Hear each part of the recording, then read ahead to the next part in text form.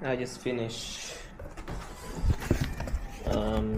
cleaning up my ex-wife's stuff from my apartment, and my house is still is a mess, really. It's nowhere near clean. I'm planning to make this either rent it out or make it an Airbnb, but it's probably gonna take a while and a lot of effort. But at least the house is small, and I think if I really put in the time, it's not more like it's probably less work than I think, or more than I tell myself it is. But when I was my hair is ugly. When I was cleaning up my ex-wife's stuff, I found some cards written by me to her, and let's just read it out. Happy anniversary, sayang. The past year has been the best year of my life. Looking forward to more years to come. To my forever love, happy anniversary, year one of the rest of our life. Love you very much. Happy birthday to my beloved baby. May our love blossom for years to come. I'm not that creative when it comes to writing letters, I'll give you that. But I guess that's just how I felt.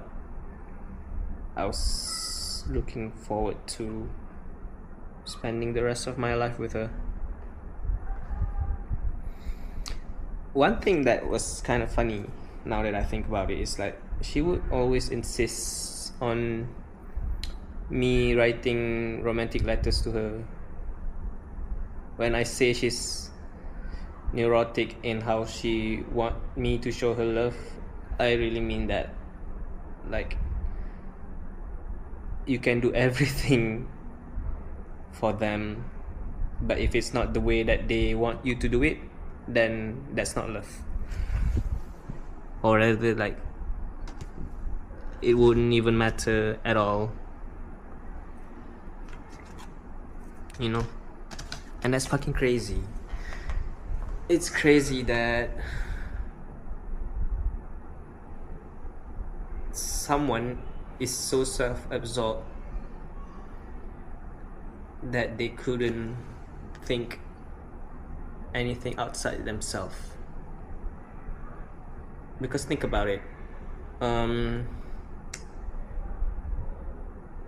maybe like people, they're not gonna always love us in the way that we want them to, because we all grow up differently, we have different needs, we learn how love function differently from usually our parents. So for example, in my case, love is really taking care of the other person, whether or not you say it, whether or not you say it to them, or whether or not they realize that. I guess that's just how my parents were. Like, they provided me with pretty much every necessary things to grow up, but not fancy things. Like, I don't get toys, I barely even get pocket money. I remember when I was in boarding school, like, I only have 10 ringgit or 20 ringgit for a week, and that felt like much when I have friends who spent 50 to 100 ringgit. Back then 50 to 100 is a lot. It was in 2006 to 2010, so in those days I think McD and KFC was still in around like 12 ringgit to 15 ringgit. So you for 100 ringgit or even for 50 ringgit per week, they were lavish. But to be fair, these guys were rich, and I'm aware of the socio-economic disparity between me and my friends. So, regardless, so yeah, for me, what I interpreted as love is taking care of someone. Like, you may not, maybe life is not fancy, or you don't get so much comfort, but as long as you know that you'll never feel uncertain or about whether or not you're gonna eat for the next day, that was enough for me. But for my ex, because her family was, when it comes to money, they had a lot of money insecurities, from what I learned from my ex. And even though, like, there was never a time where food was not on the table, but the money inconsistencies really affected her parents, I guess mentally. So that translated into a lot of fights, anger, shouting, being mean to each other. So for her, what love should look like is constant validation, constant reassurance, constant praising, constantly pandering to her. And this is definitely not how I grew up to understand love, because I was rather secure with myself, or with my with food, or I mean with security when it comes to surviving the next day, because I know my dad, he was frugal. So like I said, didn't really get much as a child, but due to that, like, whenever I needed money, I always knew that he has some. I never doubted his ability to provide for the family, you see. So yeah. And I guess I kind of went off the rails there. But what's funny, what I was trying to say is that she would force me to write all these letters, handwritten. I think I at least wrote 6 to 7 pages of letter by hand, just so that she would feel safe or secure in, the relationship. But what's funny is she never did that to me. I know I didn't ask, but if you're so neurotic about wanting someone to treat you a certain way, how come you're not reciprocating that effort at all? Like, not even if there was any letters she wrote to me, I bet I could find one. But we lived in this house for about 3-4 years. There's no such thing. She never wrote me anything such a letter. So that's, realizing this, I just thought that's kind of crazy. Like, the audacity to demand something so specific out of someone, and especially to demand me, who doesn't express my love in that way and never do that for me. And I bet she never does that for any of her exes or the guy she's dating right now. The audacity, man.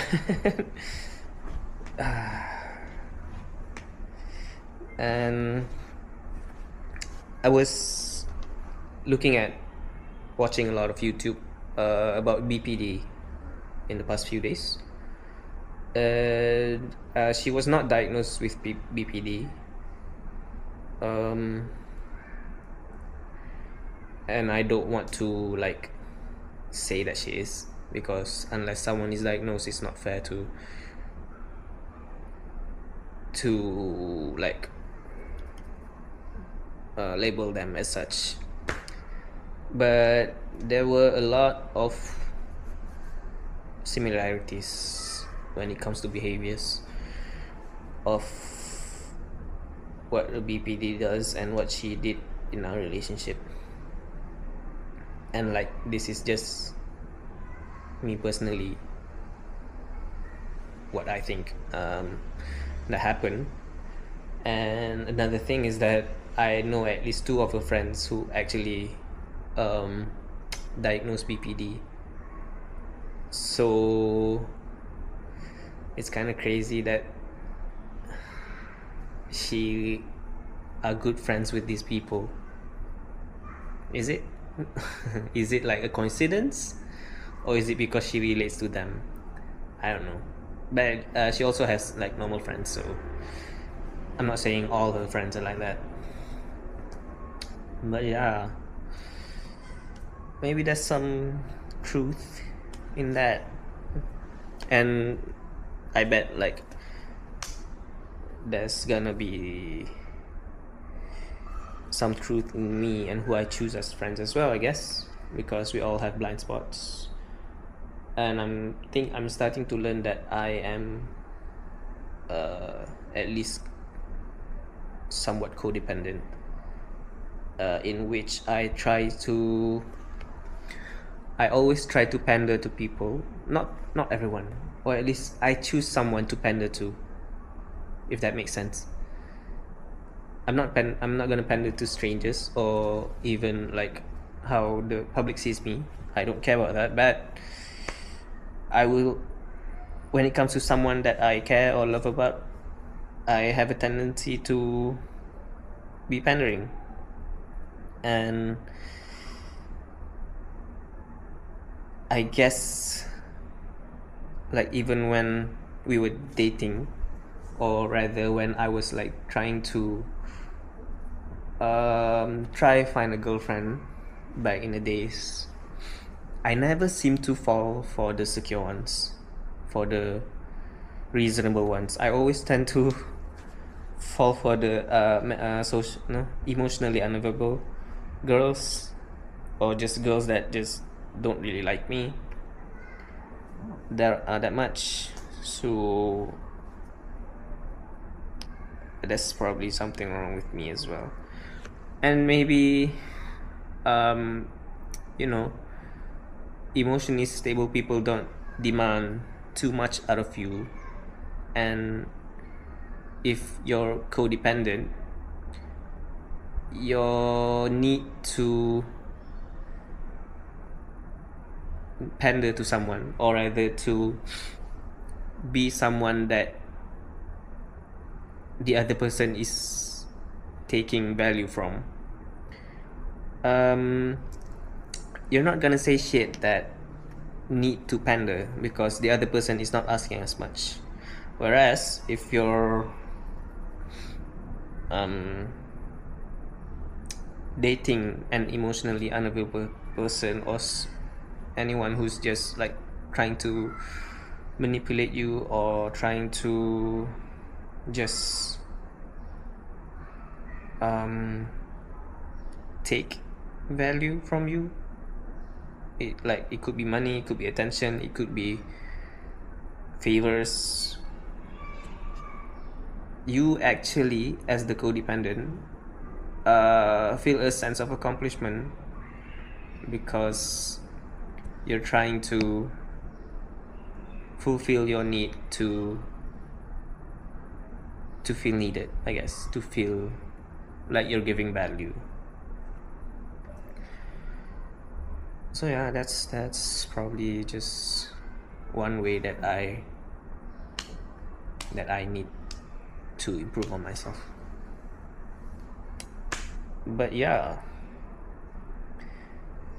I'm just finding all these old letters that I wrote her. The longer letters one that are like 2-3 pages, those I think she already took back to her parents' house, and I know she still has them. But yeah, just realizing that she forced me to do all these things and she never gave back anything, bruh. I might be fucking codependent. And I guess when you're like this, you don't really expect much from the other person. You don't demand much. So they're just like, okay, if the partner is not demanding, then why should I try, you know? And I also like realized recently that I'm very scared to demand anything from other people, even if it's like not unreasonable shit. I just don't like to need something from someone. I don't like to ask more than they're willing to give, and I think that's why I never had much expectation or like communicate my own needs from my ex-wife. That's, I guess, a story for another day.